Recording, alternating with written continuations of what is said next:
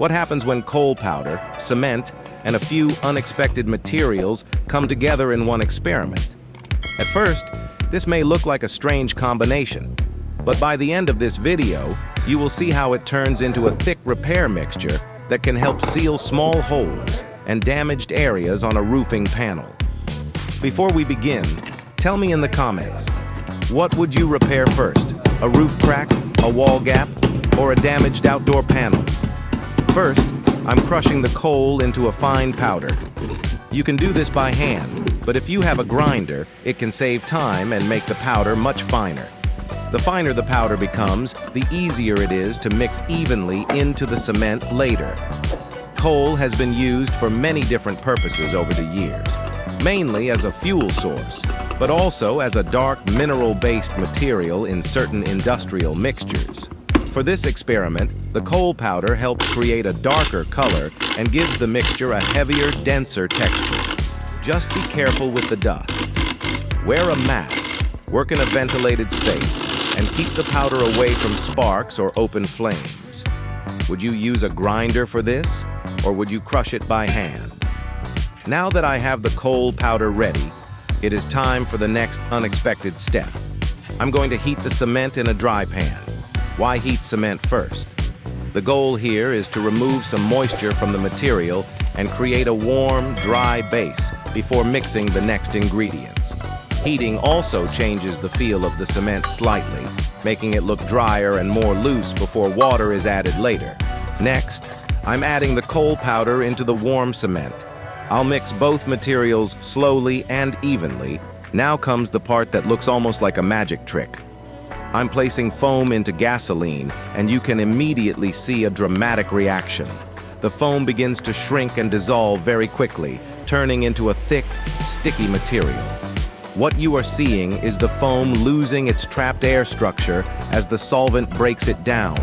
The result is a glossy, stretchy, adhesive-like mass. After the foam has fully dissolved, I make sure the cement and coal mixture has cooled down completely before continuing. Now I add water to the cement mixture little by little. The amount of water depends on the amount of cement, so add it gradually instead of pouring too much at once. We want a thick paste, not too dry, but not too runny. Look at the texture as it changes. The dry mixture slowly becomes smoother, heavier, and easier to spread. This is the stage where the repair compound really begins to take shape. Do you prefer a thick paste for patching holes or a thinner mix for brushing over cracks? Now I'm adding the dissolved foam mixture into the cement and coal paste. Watch closely as I mix everything together. The surface becomes darker, shinier, and much more sticky than regular cement. The mixture starts to hold together in a thick, glossy form, which makes it easier to work into damaged areas. That is what makes this combination interesting for small repair experiments. It can be pressed into holes, spread over weak spots, and shaped across uneven surfaces. Look at that consistency. It is smooth, dense, and has a strong binding texture. Would you call this a paste, a sealant, or a DIY repair compound? Now it is time to test the mixture on a damaged roofing panel. For safety, only use a modern, clearly labeled, non-asbestos cement board or roofing sample.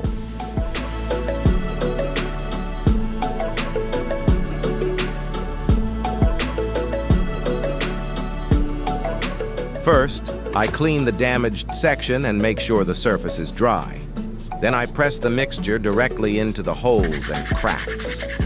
The goal is to push the material deep into the damaged area, not just spread it across the top. Watch how I work the paste into every small gap. After filling the holes, I spread another layer around the edges. This helps the patch blend into the surface and creates a wider sealing area around the damaged section. The mixture is thick enough to stay in place, but still soft enough to smooth out with a tool.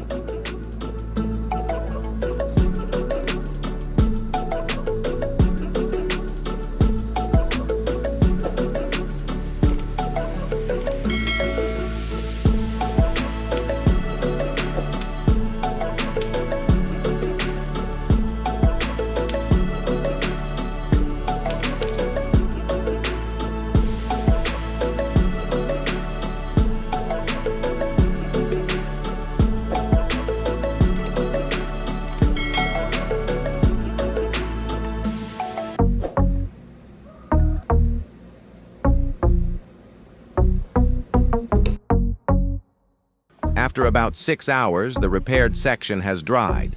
Now look at the result. The patch has formed a firm, dark layer over the damaged area, and the surface looks much more uniform than before.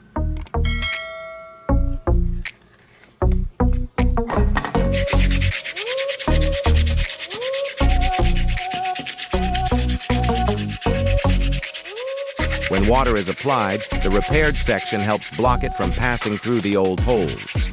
For a simple DIY patch test, this result is surprisingly impressive. The mixture creates a thick coating that can be useful for small, non-structural repairs and temporary waterproofing tests. Would you try this on a small practice panel first? And that is the unexpected result of combining coal powder, cement, and this unusual binding mixture. What do you think about the final patch? Would you use this for a small roof repair test, a wall crack, or an outdoor panel? Comment below, share this video with someone who has a leaking roof, and follow for more surprising DIY experiments.